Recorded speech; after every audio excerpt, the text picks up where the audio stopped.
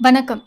இன்னைக்கு 1967ல ரிலீஸ் ஆன பக்த பிரகலாதன் அந்த படத்த பத்தி தாங்க நான் உங்ககிட்ட ஷேர் பண்ணிக்க போறேன். இந்த படத்துடைய டைரக்டர் சி.ஹெச். நாராயணமூர்த்தி. திரைக்கதை T V. Narasaraju. Music Rajeswara Rao, Rajagopal and Krishnan. Producer AVM productions. S V. Rangarao Hiranyakashipu கேரக்டர்ல நடிச்சிருக்காரு. அஞ்சலி தேவி லீலாவதி கேரக்டர்ல நடிச்சிருக்காங்க. டி.எஸ். பாலையா அண்ட் கருணாநிதி குருவா நடிச்சிருக்காங்க. பாலமுரளி கிருஷ்ணா நாரதர் கேரக்டர்ல நடிச்சிருக்காங்க. நாகையா குரு சுக்ராச்சாரியரா நடிச்சிருக்காங்க. பிரகலாதன் கேரக்டர்ல பேபி ரோஜா ரமணி நடிச்சிருக்காங்க. படத்துடைய ஆரம்பத்துல சனகர் முதலான நால்வர் வைகுண்டத்துல எழுந்தருளி இருக்கிற பகவான் ஸ்ரீ விஷ்ணுவை தரிசனம் செய்ய போறாங்க. அங்க அவங்களுக்கு காவலாளியா இருக்கிற ஜெயனும் விஜயனும் அந்த நால்வரையும் வழிமறிச்சு அவமதிக்கிறாங்க. பகவான் விஷ்ணுவை தரிசனம் பண்ண அலோ பண்ணவே மாட்டேங்கிறாங்க. இதனால கோபமடைஞ்ச அந்த நால்வரும் ஜெயனுக்கும் விஜயனுக்கும் சாபம் தராங்க. இந்த சாபத்திலிருந்து விமோக்ஷனம் தரணும்னு அவங்க தப்ப உணர்ந்து பகவான் விஷ்ணு கிட்ட வேண்டி நிக்கிறாங்க. அதுக்கு பகவான் விஷ்ணு 2 ஆப்ஷன் தராரு. ஒரு ஆப்ஷன் 7 ஜென்மங்கள் என்னுடைய பக்தனா பூமியில வாழ்ந்து என்னை அடையலாம். 2வது ஆப்ஷன் 3 ஜென்மங்கள் என்னுடைய விரோதிய பூமியில வாழ்ந்து என்ன அடையலாம். நானே உங்களை வந்து வதைப்பேன் அப்படின்னு சொல்றாரு. அவங்க 2 பேரும் யோசிச்சு 7 ஜென்மங்கள்ல எங்களால வெயிட் பண்ண முடியாது. அத்தனை காலம் உங்களை பிரிஞ்சு எங்களால இருக்க முடியாது. அதனால உங்களை விரோதிச்சாலும் பரவாயில்ல. உங்க கையாலேயே சாகிற பாக்கியமும் எங்களுக்கு கிடைக்குதுங்க போது நாங்க 3 ஜென்மங்கள் உங்களுடைய விரோதியாவே வாழ ஆசைப்படுறோம் அப்படிங்கிறாங்க. அதனால கஷ்யப முனிவருக்கும் திதிக்கும் ஹிரண்யாக்ஷன் ஹிரண்யகசிபுவா அவங்க பிறக்கிறாங்க. ஹிரண்யகசிபு அண்ணன், ஹிரண்யாக்ஷன் அவருடைய தம்பி. ஹிரண்யாக்ஷன் ஒவ்வொரு உலகத்துக்கா போய் அதை டேக் ஓவர் பண்றாரு. தம்பியோட அந்த வீரம், பராக்கிரமம், வெற்றியை கேட்டு ஹிரண்யகசிபு ரொம்பவே சந்தோஷப்படுறாரு. அவர் பூமியை ஆக்கிரமிப்பு பண்ணும்போது பூமாதேவி பகவான் விஷ்ணுவை சரணடைகிறாங்க. அதனால ஹிரண்யாக்ஷனை அழிக்கிறதுக்காக வராக அவதாரம் எடுத்து அவரை வதம் செய்கிறாரு. இந்த செய்தியை கேட்டு ஹிரண்யகசிபு ரொம்ப கோபப்படுறாரு, ஆதங்கப்படுறாரு. இப்பவே விஷ்ணுவை அழிக்கணும்ட்டு புறப்படுறாரு. அவரை வழிமறிக்கிற குரு சுக்ராச்சாரியர் எதிரியோட பலம் தெரிஞ்சா மட்டும் போதாது, நீயும் அதற்கான பலத்தை வளர்த்துக்கணும், அதனால நீ தவம் செய்ய போ அப்படின்னு வழிகாட்டுறாரு. அதனால தன் மனைவி லீலாவதி கிட்ட சொல்லிட்டு அவர் காட்டுக்கு தவம் செய்ய போறாரு. ஹிரண்யகசிபு தவம் செஞ்சு பிரம்மதேவன் கிட்ட வரம் வாங்கிட்டா நம்மளுடைய வாழ்க்கை ரொம்ப கஷ்டமாயிடும் அப்படின்னு எல்லா தேவர்களும் பயப்படுறாங்க. அதனால ஹிரண்யகசிபுவோட தவத்தை கலைக்கிறதுக்கு பல்வேறு முயற்சிகள்ல ஈடுபடுறாங்க. அது எல்லாமே தோல்வியில முடியுது. முடிவா லீலாவதியை கடத்திட்டு போலாம், அந்த குழந்தைய அழிக்கலாங்கிற முடிவுக்கு இந்திரனும் மற்ற தேவர்களும் வராங்க. அதை வழிமறிக்கிற நாரதர் இவங்களுக்கு பிறக்க போற குழந்தை தெய்வாம்சம் நிறைஞ்சது, ஹிரண்யகசிபுவோட அழிவுக்கு இந்த குழந்தையே காரணமா இருக்க போகுது, அதனால என்கிட்ட விட்டுடுன்னு லீலாவதியை அழைச்சிக்கிட்டு தன்னுடைய ஆசிரமத்துக்கு போறாரு நாரதர். தன் கணவனை பிரிஞ்ச சோகத்திலையும் கவலையிலையும் இருக்கிற லீலாவதி அவங்கள பார்த்த நாரதர், நீங்க கவலைப்படாதீங்க, அத வயித்துல இருக்கிற குழந்தைய பாதிக்கும்னு அட்வைஸ் பண்றாரு. அப்புறம் பகவான் விஷ்ணுவுடைய அருமை பெருமைகளை சொல்லிக்கிட்டு வர்றாரு. ஒரு கட்டத்துல லீலாவதி தூங்கிடுறாங்க. கருவில் இருக்கிற அந்த குழந்தை நாரதருடைய உபதேசத்தை கேட்டுக்கிட்டு வருது. அதை நாரதரும் உணர்றாரு. அது மட்டும் இல்லாம பகவானுடைய மந்திரத்தை 8 எழுத்து மந்திரமான ஓம் நமோ நாராயணாவை உபதேசமும் பண்றாரு. கருவிலேயே அந்த 8 எழுத்து மந்திரத்தை கத்துக்குது அந்த சிசு. ஹிரண்யகசிப்புவோட தவத்தை மெச்சு பிரம்மதேவன் அவருக்கு வரம் தர வராரு. தனக்கு மரணமில்லா வாழ்வு வேணும்னு கேட்குறாரு.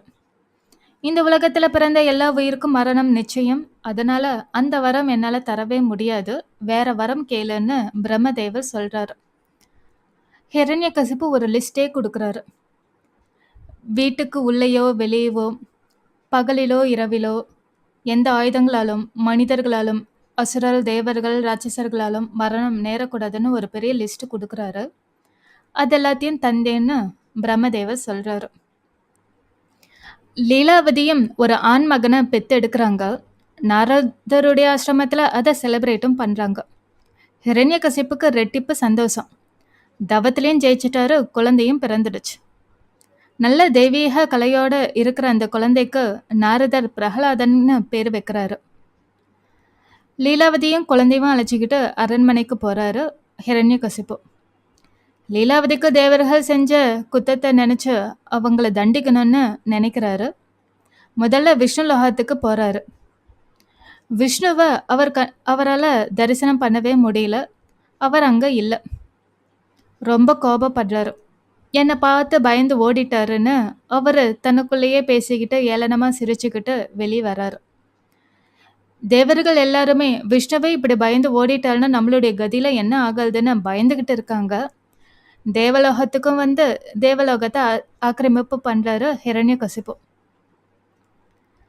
எல்லா லோகத்தையுமே ஆக்கிரமிப்பு பண்ணி ஜெயிச்சாலுமே அவருடைய முகத்துல சந்தோஷமே இல்லை. இதை கேட்குறாரு நாரதர். அதுக்கு எல்லாம் என்னுடைய குழந்தைய பற்றி தான். அவன் சாதாரண குழந்தை மாதிரியே இல்லை. ஒரு ராஜா சக்கரவர்த்தியோட குழந்தை எப்படி இருக்கணும், சந்தோஷமா இருக்கணும். மற்ற குழந்தைங்களோட விளையாட மாட்டேங்கிறான், சாப்பிட மாட்டேங்கிறான், சரியா தூங்க மாட்டேங்கிறான். இவனை நினைச்சு எனக்கு ரொம்ப கவலையா இருக்கு அப்படின்னு பேசிட்டு இருக்காங்க. ஒருவேளை படிக்க அனுப்பினா சரியாகும்னு நான் நினைக்கிறேன் அப்படிங்கிறாரு. கல்விதான் போதிக்கணும் அப்படின்னு. நாரதர் சந்தோஷப்படுறார். என்னுடைய ஆசிரமத்துக்கே அனுப்பேன், நானே வந்து எல்லாத்தையும் சொல்லி கொடுக்குறேன் அப்படிங்கிறாரு. உங்களுடைய உதவி எனக்கு போதும், நான் என்னுடைய குருவையே வர வச்சு அவங்க கிட்ட படிக்க சொல்றேன் அப்படிங்கிறாரு. அப்புறம் அந்த குருக்கள் வராங்க, பிரகலாதனை அழைச்சிட்டு போறாங்க. எல்லா வேதம் வேதாந்தம் எல்லாத்தையுமே எல்லா சாஸ்திரங்களையுமே கற்றுக் கொடுக்குறாங்க. நல்ல திறம்பட கற்றுக்கிறான் பிரகலாதன். குருக்கள் ரொம்ப சந்தோஷமா ஹிரண்யகசிப்பு கிட்ட வந்து உங்களுடைய மகனை சோதிச்சு பாருங்க, ரொம்ப நல்லா படிச்சிருக்க அப்படின்னு சொல்றாங்க. ஹிரண்யகசிப்பு ரொம்ப சந்தோஷப்படுறாரு. இங்க நீ இது வரைக்கும் படிச்சதுல ஒரு ஸ்லோகத்தை சொல்லி அதுக்கான அர்த்தத்தை சொல்ல பார்க்கலாம் அப்படிங்கிறாரு. பிரகலாதனும் சந்தோஷமா விஷ்ணு சம்பந்தப்பட்ட ஸ்லோகத்தை சொல்லி அதற்கான அர்த்தத்தையும் சொல்றாரு. இதை கேட்டு ரொம்ப கோபப்படுறாரு ஹிரண்யகசிப்பு. என் எதிரியான விஷ்ணுவை நீ வந்து துதிக்கிறியா? நீ சிவனை பற்றி பாடு, சக்தியை பற்றி பாடு, இல்லை நம்மளுடைய தாத்தா பிரம்மதேவனை பற்றி பாடு, நான் ரொம்ப சந்தோஷப்படுவேன். நமக்கு விரோதி விஷ்ணு அப்படின்னு சொல்றாரு. இல்லைப்பா அப்படின்னு பிரகலாதன் மறுக்கிறாரு. விஷ்ணுவோட பெருமையை சொல்றாரு. இதை கேட்டு ரொம்ப கோபப்படுறாரு ஹிரண்யகசிப்பு. குருக்களும் ரொம்ப பயந்து போயிடுறாங்க. இருங்க, நாங்கள் மறுபடியும் பிரகலாதனை அழைச்சிட்டு போய் நல்ல விதமாக சொல்லி கொடுக்குறோம் அப்படின்னு பிரகலாதனை அழைச்சிட்டு போகிறாங்க. அங்கே ஆசிரமத்தில் பிரகலாதன் நமோ நாராயணாங்கிற மந்திரத்தையே திரும்ப திரும்ப உச்சரிக்கிறாங்க. அவங்க எவ்வளவுதான் ஓம் ஹிரண்யாய நமகன்னு சொன்னாலும் ஓம் நமோ நாராயணான்னு அதே 8 எழுத்து மந்திரத்தை உச்சரிச்சுக்கிட்டே வராரு பிரகலாதன். தான் மட்டும் இல்லாமல் அங்கே படிக்கிற மற்ற அசுர குழந்தைங்களுக்கும் அதே நாமத்தை அதே 8 எழுத்து மந்திரத்தை உபதேசம் பண்ணி அவங்களையும் சொல்ல வைக்கிறாரு பிரகலாதன். இது எல்லாத்தையும் பார்த்த அந்த குருக்கள் 2 பேருமே அரண்மனைக்கு பிரகலாதனை அழைச்சிட்டு வந்து, இனிமே உங்களுடைய மகனுக்கு எங்களால் பாடம் சொல்லி கொடுக்கவே முடியாது, ஏன்னா அங்கே இருக்கிற பசங்களையும் பிரகலாதன் கெடுத்துட்டாரு, ஓம் நமோ நாராயணாங்கிற மந்திரத்தையே சொல்லிக்கிட்டு இருக்காரு அப்படின்னு ஹிரண்யகசிப்பு கிட்ட கம்ப்ளைண்ட் பண்ணிட்டு பிரகலாதனை விட்டுட்டு போயிடுறாங்க. இதெல்லாத்தையும் கேட்டு கொந்தளிச்சு போகிற ஹிரண்யகசிப்பு, சிறையில் அடைச்சி வச்சிடுங்க, சாப்பாடே கொடுக்காதீங்கன்னு அடைச்சி வைக்க சொல்லிடுறாரு. ஆனால் பிரகலாதன் தன்னுடைய பக்தன் பசியோட இருந்தா பகவான் விஷ்ணு சும்மா இருப்பாரா என்ன? லீலாவதி வேஷத்திலேயே போய் பிரகலாதனுக்கு உணவு கொடுக்கறாரு. தன்னுடைய மகனோட நிலையை நினைச்சு கவலைப்பட்டுட்டு இருக்கிற லீலாவதிக்கு பிரகலாதன் ரூபத்துல போய் அவங்களே சாப்பிட வைக்கிறாரு. ஹிரண்யகசிப்பு சிறைக்கு வந்து பிரகலாதன் கிட்ட பேசுறாரு. நான் பசியோட இல்லப்பா, அம்மா தான் எனக்கு சாப்பாடு ஊட்டி விட்டாங்க அப்படிங்கிறாங்க. இல்ல, பிரகலாதன் தான் எனக்கு சாப்பாடு ஊட்டி விட்டான், அவன் தான் அங்க என் ரூமுக்கு வந்தான் அப்படின்னு லீலாவதி சொல்றாங்க. இப்படி மாத்தி மாத்தி சொல்றதை கேட்டு ரொம்ப கோபப்படுறாரு ஹிரண்யகசிப்பு. இதெல்லாம் சரிப்பட்டு வராதுன்னு காவலாளிகிட்ட சொல்லி இவனை நல்ல கதையால அடிச்சு துன்புறுத்துங்க, அப்பதான் வந்து விஷ்ணுவை மாறப்பான்ட்டு அனுப்பி வைக்கிறாரு. அங்கேயும் விஷ்ணு காப்பாத்துறாரு. அப்புறம் யானைகளால மிதிக்க வைக்கிறாங்க, மலை உச்சியிலேருந்து தள்ளி விடுறாங்க, பாம்பை விட்டு கடிக்க வைக்கிறாங்க, அப்புறம் நெருப்புல தள்ளுறாங்க, கடல்லையும் வீசி எறிகிறாங்க. ஒவ்வொரு ஆபத்துல இருந்தும் ஸ்ரீமன் நாராயணன் காப்பாத்திக்கிட்டே வராரு. கடைசியா விஷம் கொடுத்தும் கொல்றதுக்கு முயற்சி பண்றாங்க. அதுல இருந்தும் பிரகலாதன் காப்பாற்றப்படுறாரு. எல்லாத்தையும் சலிச்சு போய் பிரகலாதன் கிட்ட மறுபடியும் பேசுறாரு. பிரகலாதன், என்னை எல்லாமே காப்பாத்திட்டு வர்றது விஷ்ணு தான், அவள் தான் என்னை காப்பாத்திட்டு வர்றாரு, அவர் மேல வச்சிருக்க பக்தி தான் அப்படின்னு பிரகலாதன் சொல்றாரு. இப்ப நான் உன்னை வந்து கொன்னாலும் விஷ்ணு வந்து காப்பாத்துவாரா அப்படின்னு ஹிரண்யகசிப்பு கேட்கிறாரு. ஆமா அப்படிங்கிறாரு.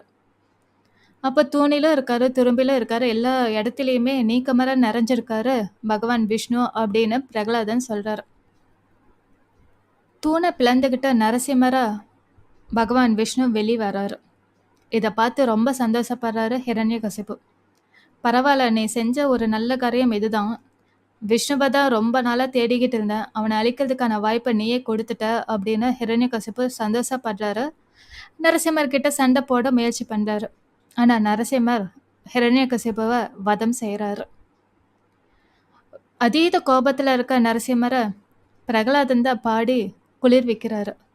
அப்புறம் எனக்கு முக்தி வேணும்னு அந்த சின்ன குழந்தை கேட்க, உனக்கு முக்தி கண்டிப்பா கிடைக்கும், ஆனா நீ இந்த உலகத்தையும் ஆண்டு அனுபவிக்கணும்னு வரம் தராரு. இதுதாங்க இந்த படத்தோட கதை. நாளைக்கு நரசிம்மர் ஜெயந்தி, எல்லாரும் செலிப்ரேட் பண்ணுங்க. தேங்க்யூ.